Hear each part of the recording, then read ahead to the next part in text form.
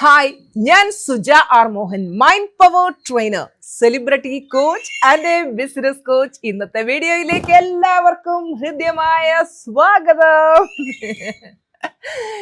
Yes, അപ്പോ ടീച്ചർമ്മ രാവിലെ വന്നിരിക്കുകയാണ് എൻ്റെ മക്കളെ മോട്ടിവേറ്റ് ചെയ്യാനായിട്ട്. രാവിലെ നല്ല എനർജറ്റിക് ആയിട്ട് ശക്തരായിട്ട് മുന്നോട്ട് പോകും. മക്കളെ, നിങ്ങൾ ജീവിതത്തിൽ പല സ്ഥലങ്ങളിലും പരാജയപ്പെട്ടു പോയിട്ടുണ്ടാവും. ബിസിനസ് ചെയ്ത് 8 നിലയിൽ പൊട്ടിയിട്ടുണ്ടാവും. യൂട്യൂബ് ചാനൽ തുടങ്ങി, അതിനകത്ത് വ്യൂസ് ഇല്ല, സബ്സ്ക്രൈബേഴ്സിന്റെ എണ്ണമില്ല, അല്ലെങ്കിൽ ചില പരീക്ഷകളിൽ പരാജയപ്പെട്ടു പോയിട്ടുണ്ടാവും, ചില ബന്ധങ്ങളിൽ പരാജയപ്പെട്ടു പോയിട്ടുണ്ടാവും. പരാജയപ്പെടട്ടെ, പരാജയങ്ങളിലൊന്നും വിഷമിച്ചിരിക്കേണ്ട കാര്യമില്ല. കാരണം എന്ന് വെച്ച് കഴിഞ്ഞാൽ, ഇപ്പോൾ ഇന്നലത്തെ വേൾഡ് കപ്പ്, റൊണാൾഡോ അദ്ദേഹത്തിന്റെ അവസാനത്തെ വേൾഡ് കപ്പായിരുന്നു. പരാജയപ്പെട്ടു എന്ന് വിചാരിച്ച് റൊണാൾഡോ അയ്യോ ഞാൻ പരാജയപ്പെട്ടു പോയെന്നും പറഞ്ഞ് കരഞ്ഞുകൊണ്ടിരിക്കത്തില്ല. അദ്ദേഹം എന്ത് ചെയ്യും? ഓക്കെ, അദ്ദേഹത്തിന്റെ അവസാന മാച്ച് അല്ല ഇത്, ഇനിയും മറ്റു കളികളിൽ അദ്ദേഹം കളിക്കും. ഈ ഒരു വാശിയോടെ അത് ശക്തമായിട്ട് മുന്നോട്ട് പോകും. വിജയിക്കുന്നവർക്കും ഒക്കെ പരാജയങ്ങൾ സംഭവിക്കില്ലേ മക്കളെ?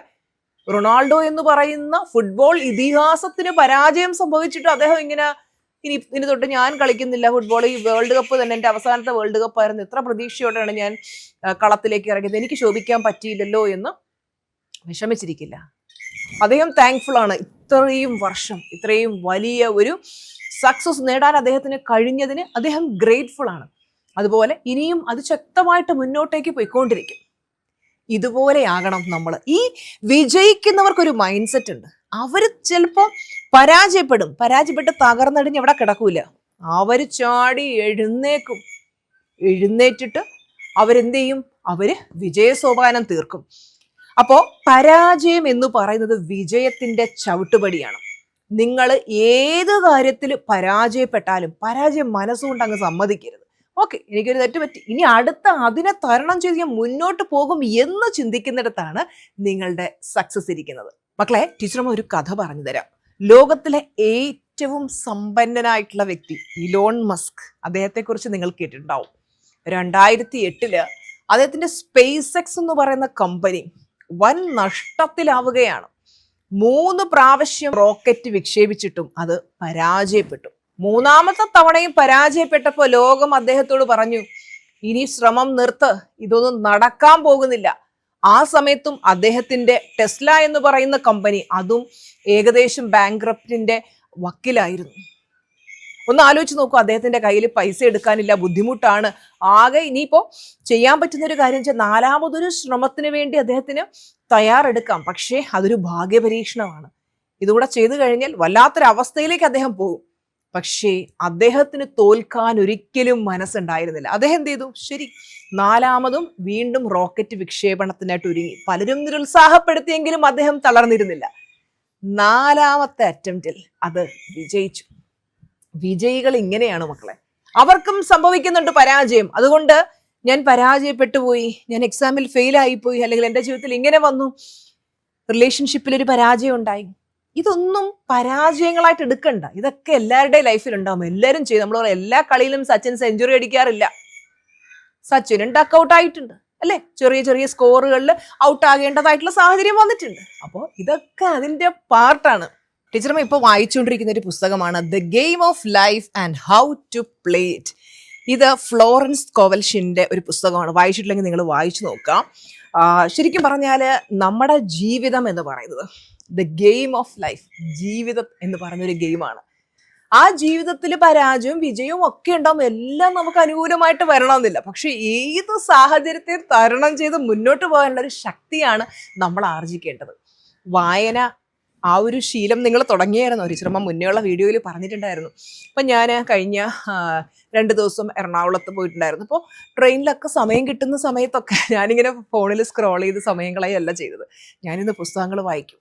ഇഷ്ടം പോലെ 100 കണക്കിന് പുസ്തകങ്ങൾ ഞാൻ വായിച്ചു കൂട്ടിയിട്ടുണ്ട്. അതിൽ നിന്ന് കിട്ടുന്ന ഓരോ അറിവുകളുമാണ് എനിക്ക് ഓരോ ദിവസവും വീഡിയോ ചെയ്യാനുള്ള പ്രചോദനവും അതിന് വേണ്ടുന്ന കാര്യങ്ങളും കണ്ടന്റും ഒക്കെ പ്രൊവൈഡ് ചെയ്യുന്നത്. അപ്പോൾ എൻ്റെ മക്കളോട് എനിക്ക് പറയാനുള്ളത്, ജീവിതത്തിൽ പരാജയപ്പെട്ടു എന്ന് കരുതി ഒരു ഇരയെപ്പോലെ കരഞ്ഞുകൊണ്ടിരിക്കാതെ എനിക്ക് വിജയിക്കണമെന്ന് ചിന്തിക്കാം.